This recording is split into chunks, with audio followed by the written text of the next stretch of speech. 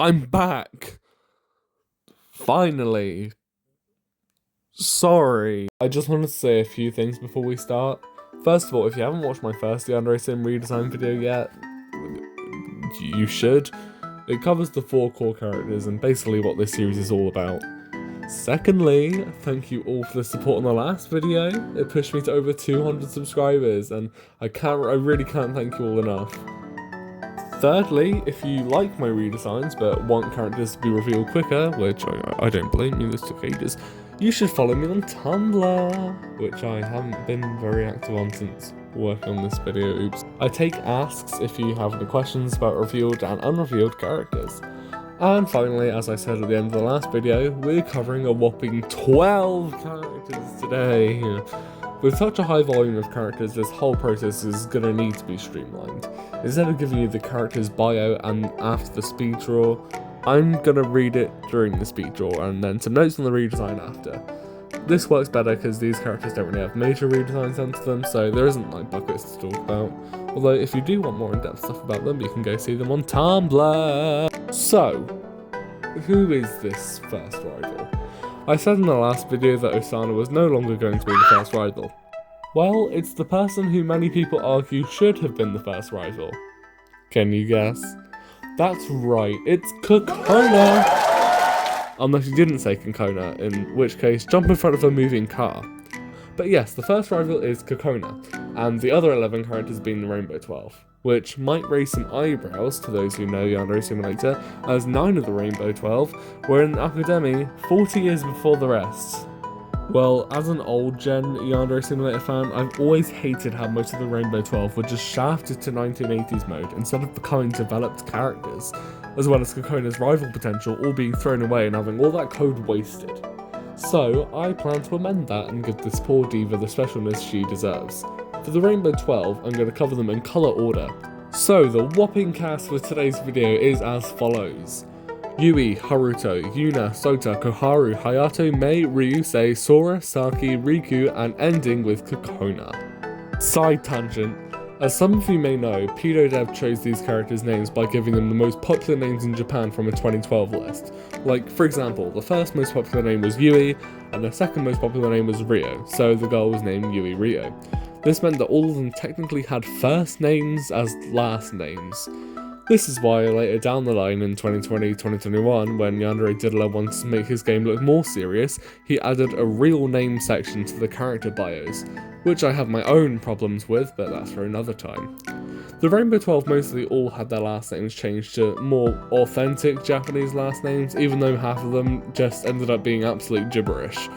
Originally, for this video, I wasn't going to change their names from their originals, like Osana, because I thought they were just too iconic, even if they're not actual last names. But, while writing the script, I actually found out they are legitimate Japanese last names. This is also a repeating theme with a lot of characters in this game. Some of their fake names are actually real. But that's enough yapping. So let's waste no more time and get started, because this is going to be a long one. Jesus Christ, I want to die. Yui grew up with parents who weren't all that attentive about what she was up to on the internet. She watched gore, horror, and true crime content from the age of just 5 years old. This desensitized her to these subjects very early on, and she began to get weirdly fascinated by it. As a child, she didn't pick up that she should probably just hide these feelings from other children, and she developed a bad reputation as a weird, freaky kid at best, and a potentially violent danger at worst. And she was often bullied by the other children who thought she was a complete weirdo. This changed when she was 12. Her parents split up and her mother won custody of her, and she chose to move back in with Yui's grandmother in Baraza Town. Here, she had a completely fresh start, and when she met who would become her current friend group, she attempted to hide her fascination with violence and appeared to be completely normal. A few of her friends also had interest in true crime, much to Yui's delight. However, this soured once she realised that their interests were just that, interests. And Yui feared that if she ever revealed the extent of her liking, knowledge, and fascination, she'd be ejected from her friend group and isolated and bullied all over again. So she just pretended to be normal. To this day, 5 years later, her friends have no idea just how deep her obsession goes. This has caused her originally innocent interest to turn her bitter, and develop into a form of sadism boiling inside her and waiting to come out. This could be a useful tool for Ayano to use to her advantage. And there's Yui done. For the Rainbow 12, I wanted to put them in clubs. I chose to stick Yui and Haruto in the art club. Yui would like art so she can have an outlet for her interests without coming off as suspicious to her friends. As for her design, I didn't like the tiny little baby dick ponytail she has, so I made it larger. I don't know, the tiny ponytail just made her look super heavy on her left. As for her info, I changed the evil personality to the misanthrope personality. If you killed someone in front of an evil personality, they would smile and run away without calling the police on you. But that's kind of overpowered, so I wanted to change it. IE Coding Dev made an attempt to do this with a Spiteful persona but failed. One, because Spiteful is an ass name, it just sounds like a bratty child, but it was also really weird because they'd only have the evil reaction to a low reputation student or a bully if they were bullied. This is just dumb. In my version, people with the misanthrope personality will have the evil reaction to specific students they don't like. This will change for every misanthrope student. Yui, for example, will probably have the evil reaction when most people are killed. Now, let's go on to Haruto. Haruto grew up in an extremely controlling family. His mother and father were the definition of helicopter parents and did their best to always keep tabs on their children. Haruto, the middle child, wasn't a fan of this arrangement and began to rebel more and more as he grew up. This originally innocent rebellion, though, was changed completely when Haruto started middle school. Haruto's father is an immigrant from Jamaica and his mother is Japanese. Haruto's mixed ethnicity made him a big target for racism at school, and he was discriminated against heavily. This drove Haruto to become a very vengeful person, and his rebellious activities were becoming more and more delinquent. When he was 15, he got into a very big argument with his parents, who completely disapproved of his increasingly bad behaviour. The argument climaxed when Haruto's mother made a hurtful comment about the colorism he faced in school, and Haruto left the house. By the time his parents woke up the next morning, their cars, front door, windows, walls, almost the entire outside of the house was completely vandalised with crude drawings and violent language. Haruto was caught quickly and spent 2 months in juvenile training school. By the time he came out, he no longer acted on his violent tendencies. He expressed them by getting into art, but he still carried a lot of anger issues that weren't easy to heal. He was recently liberated from his parents' grip after further investigation was done, and he now lives with his older brother. He was accepted into a group of friends who saw past his tough exterior and didn't care at all about the colour of his skin, as good people should. And they've become close very quickly. However, Haruto still holds a lot of grudges. Kids who are racist to him growing up and not being punished, or even worse, being rewarded due to what Haruto ended up doing. This is something Ayano may be able to use to her benefit. And there is lovely Haruto. There isn't too much about him I changed, which you'll find to be a recurring theme in this video. I gave him back that earring he had when he used to be able to matchmake Kokona, although I changed it from silver to gold because I found that looked a lot better. I chose to give him darker skin because, as I brought up in the last video, there is a severe lack of diversity within the cast. There are only 4 characters whose skin turns out basically FFFFFF, 3 of them being buff sporty girls, the rivals and the gym leader, and then Jose in 1989. I didn't really choose Haruto for any reason in particular, though. I don't know if this is going to cause a ruckus, because some people, especially on TikTok, get very panini pressed about blackwashing. Now, I don't know if this sounds bad, but I really don't care about blackwashing. I mean, if there's a cast of 100 people, and all of them are pale skinned with the exception of 2, then there are going to have to be some pale skinned characters that are turned dark skinned for the sake of representation.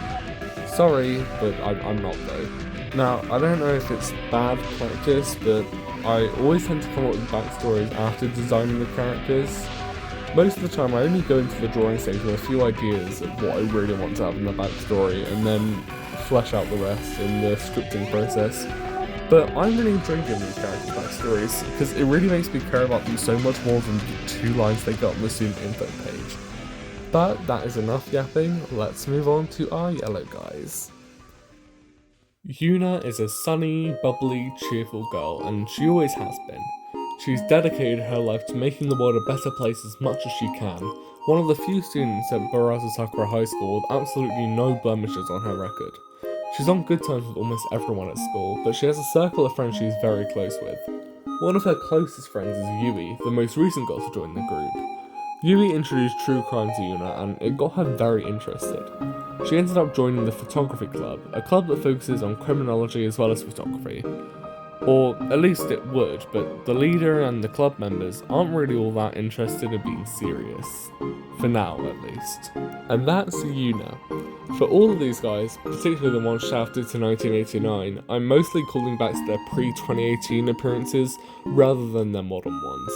Both Yuna and Sota are exceptions to this, however, in terms of colour, because for who knows what reason, their hair, eyes and socks were always this moldy, piss yellow, green kind of colour, which, shock, I'm not a fan of, so I gave them a regular yellow.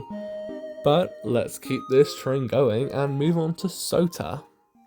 Sota has always been a jokey, light-hearted optimist. Someone who doesn't take anything very seriously and subsequently isn't taken very seriously himself. He joined the photography club after he found out it was really just a glorified hangout spot. So it surprised the whole school when he became best friends with Haruto, who was infamous for being very badly behaved and had gone to juvie before even starting high school. Everyone was baffled as to why someone as sunny as Sota was with someone with Haruto's murky past. But the reason was simple. Sota just prefers to focus on the past instead of the present. He saw Haruto's desire to leave his past behind and respected it. This had always been Sota's life philosophy and he was proud of it. This doesn't make him complacent though.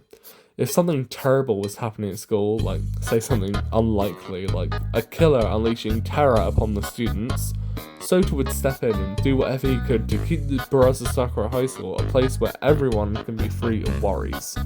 This could prove to be a very problematic obstacle if Ayano wishes to go down a darker path. Fun fact, I was originally going to make Sota the photography club leader, replacing Furedo. I decided against it though, because I thought about what it would be like in a game, and since Sota spends his time talking with his friends, he shouldn't be the leader, since the leader should spend time in the club. And I also need to fill up space in the student numbers. Since I'm basically adding 9 more characters to the student numbers, I need to make it so it evenly fits in the 6 classes, so the student roster has been expanded from 90 to 108. This means that the number of students in each class has gone from 15 to 18. Half those characters are the Rainbow students added back, but the rest are drawn from other removed characters. I'd also like to mention that this is technically my second redesign of Sota, because the first time, I don't know what happened, but he came out so exceedingly ugly, I had to redo him. I just thought I'd mention that. I'm not gonna put up a picture, you can find it yourself, you can see it in a couple of the speed draws. I'll leave that to you. Let's move on now, shall we? Koharu is a passionate feminist. Her friends are the people she cares about most, and she's always willing to defend them. Her mother's best friend was a victim of sexual harassment many years ago, so her mother always made sure to teach Koharu and her 3 sisters the importance of staying safe as women. Koharu always listened keenly to this, and developed a love of martial arts at an early age. In her friend group, Koharu is the most talkative, the one to speak most when someone approaches them. She's essentially the face of the group. She's well known for having a very strong intuition. It's said that she can figure out a person within minutes with a very high success rate. Koharu will more than likely get a good or bad feeling from Ayano, depending on what plans are going through her head. Koharu is another one of those characters that I just sort of like for no particular reason. She just gives off a good vibe, you know? She's had many pigtail types over the years, but I think her 2017 to 18 version is the most iconic. The one she has nowadays just lack volume, just look flat and greasy and just sad, like she hasn't conditioned in a few days. Hayato was raised with quite traditional values. He was part of a stereotypical nuclear family, a masculine father who had a physically intensive construction job, a feminine mother who did housework and cooking, and 3 children, 2 boys and 1 girl, who was the youngest. Hayato was the oldest son, and as such he was determined to achieve the same thing for himself. He began martial arts at a very young age and was always one of, if not the strongest boys in his year. He entered high school, set on his dream, and joined the martial arts club.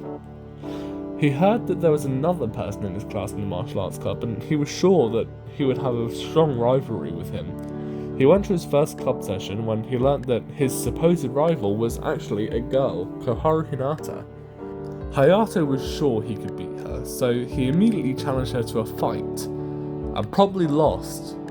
He gained a newfound respect for Koharu, and as they talked more, women as a whole. And as they spent more time with Koharu, his conservative ideals began to wear down, while his relationship with Koharu strengthened. At the end of their first year, Hayato confessed his love to Koharu, and despite being hesitant at first, Koharu eventually agreed, as long as Hayato knew they would be complete equals in the relationship. Hayato understood, as he had learned a lot, and the two have been one of Baraza Sakura's biggest and strongest power couples since then. When some people give depth to the Rainbow 12, a common trend is to make them all either siblings or dating, and it tends to be pretty much all or nothing. I don't really agree with this. I think all or nothing is a bit lazy and removes the characters of agency in a way. I only have a few couples in the Rainbow 12, and I chose Koharu and Hayato to be one because I was sure they would have a fun dynamic. But we're officially halfway through, so let's not stop now. I say that as this is actually the part where I stopped script writing for ages, but let's ignore that. Mei has always been extremely curious, needing to know everything about everything. This stems from her mother, who is a big gossip. Mei's curiosity comes from a less nefarious place, however. As such, when she joined Baraza Sakura High School, it was a no-brainer that she was to join the news club. In the club, she takes the role of the investigator, finding the ideal scoops to put in the weekly paper. By the time Mei's and Ayano's second year begin, there was starting to be very little to report on. Mei began to pray for anything to investigate, even if it was something as bad as, for example, a bunch of people dying under mysterious circumstances. In the unlikely event that would happen, the news club will be doing everything they can to get to the bottom of it, much to the detriment of the killer in question. There is a little bit to talk about with Mei's design, mostly how my redesign looks nothing like the iconic bun and glasses that she's known for. Well, the old gens of Yandere Simulator might remember in the very early builds of the game, Mei had tri-tails. I always liked this more than her bun. I don't really know why. I just feel like they fit in better with the other girls. There was a brief period where Yandere Nons gave her another tri-tails hairstyle, which just looked peculiar, so I went with the old version. I am low-key a Gen 1er of Yansim, to be honest. I'm planning a revamp of 1980s mode very far down the line, and in that, Mei's mother is going to be a character with a design that looks extremely similar to Mei's bun and glasses, so look out for that video in 70 years. Ryusei is a very stoic and shrewd boy. He has the highest intelligence of any second year and most of the third years too. He has always been fascinated with information and liking to know everything, so he was very quick to join the news club in his first year. He's almost like a secretary of the club, where people give their stories to him and he decides whether or not to approve them for investigation. There are many ways Ayano could choose to eliminate her rivals, and the news club could be a useful avenue for her if she wants to keep blood off her hands. All she needs to do is make it convincing enough for Ryusei to believe, which won't be easy. Right, I know parents aren't meant to have favourites and least favourites, but I fear Ryusei is my least favourite child. For some reason his hair was really fucking hard for me to draw, and I found it really hard to write a bio for him, his being the shortest I've written so far. I just really didn't have that much to work with, considering his in-game info is also one of the shortest out of the Rainbow Boys, and also just kind of pisses me off for some reason. He finds it difficult to express himself. Okay, care to elaborate? Is he a fucking closeted fairy or something? Like, what is going on here? My main idea with the bit at the end of Ryusei's bio is to make the news club more of an obstacle for Ayano if she wants to eliminate her rivals via gossiping. In 1989, Ryoba could join the news club and write an article to damage her rival's reputation by 20 points. This is a bit too simplistic for an entire elimination, pressing 5 buttons for a couple days, so I've done a few things with it. For one, this method is also extended to Ayano's timeline with the news club being in 2016 now, but Ayano/Ryoba would have to get proof of the rumour she's trying to spread. For example, if Ayano wanted to make it look like Kokona was being mean to cats, she could rile up the cat, then convince Kokona to go to the cat and take a picture where the cat lashes out at Kokona and get a story written about it. That's a bit of an off-the-cuff idea, but something like that. It would probably be applied to the expel method too, and it would be harder for each rival. Sora is one of the friendliest people at Sakura High School. He always puts everything he can into his baking and loves nothing more than seeing people smile at a sweet treat. The kindness he has is infectious and is why he's one of the most liked students at school. Most of the time spent at school outside of cooking consists of going around the school with his basket that's become so synonymous with him and handing out food to anyone he sees, or spending time with his girlfriend Saki, who is also in the cooking club. He managed to win her over in their first year with the good-heartedness that warms the rest of the school to him, and they've had a completely smooth-sailing relationship since. I was surprised how much I struggled to write Sora's bio. He's one of my favourites out of the Rainbow 12. A few notes though. First of all, I used his old hair, the one from 2015 where it covered one of his eyes. I always liked that more than the other hairs he has. Also, why was he one of the ones removed in 2018? Why wasn't he just put in the cooking club like Saki? I'm angry. When drawing the cooking club, I wanted to give them each a specific dish. Sora is the exception, as he has a basket full of a bunch of different desserts. Ones of note being dorayaki, melon pan, and some fruit syrups to make a dessert that I forgot the name of, sorry. Also, with the apron, normally the cooking club have these little waist aprons, which have always irritated me. What is that covering? Especially compared to the white shirt you're wearing, which can easily get stained. Come on now.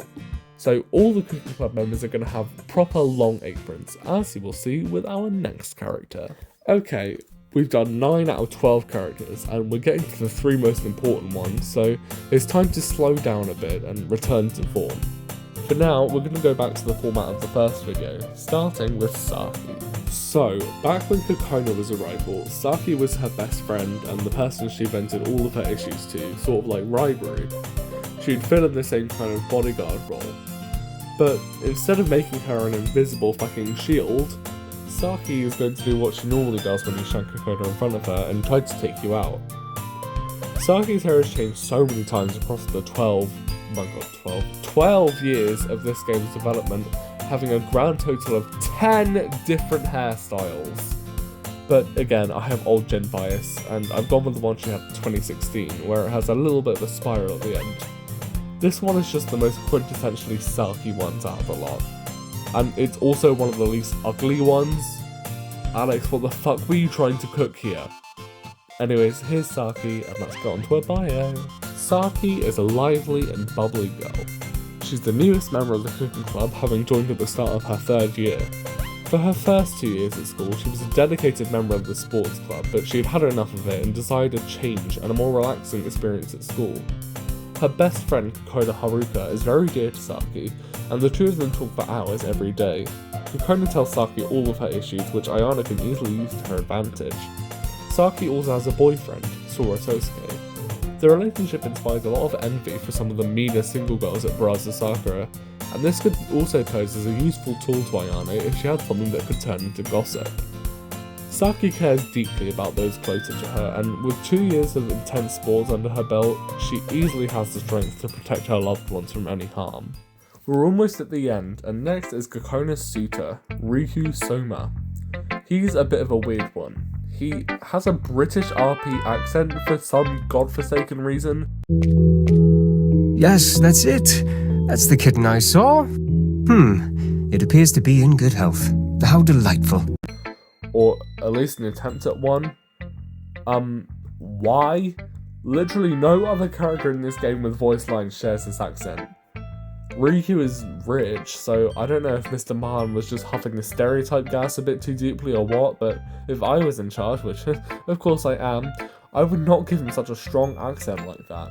Something like a sort of a transatlantic accent or just a posher American accent would convey his affluence without sticking out so heavily. As for his design, I'm going to give him back the purple eyes. I don't know why his eyes would change to red after the other rainbow scenes were removed because Saki and Kokona remained the same, but whatever. As for matchmaking, the reason why he likes Kokona is just she's pretty and nice. And I mean, that's just hardly a basis for a relationship now, is it? I mean, unless you're like 9. As for the matchmaking elimination as a whole, there's one problem I've always had, and that is that all these men are fully willing to change everything about themselves to get a girl.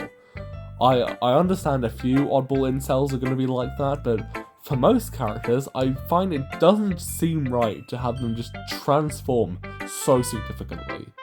I think Ayana would mostly offer advice on what to say, gifts to give, and gestures to do that would win over the rival, but let's just say hello to Riku as we slip on over to his lovely bio I've just written just now.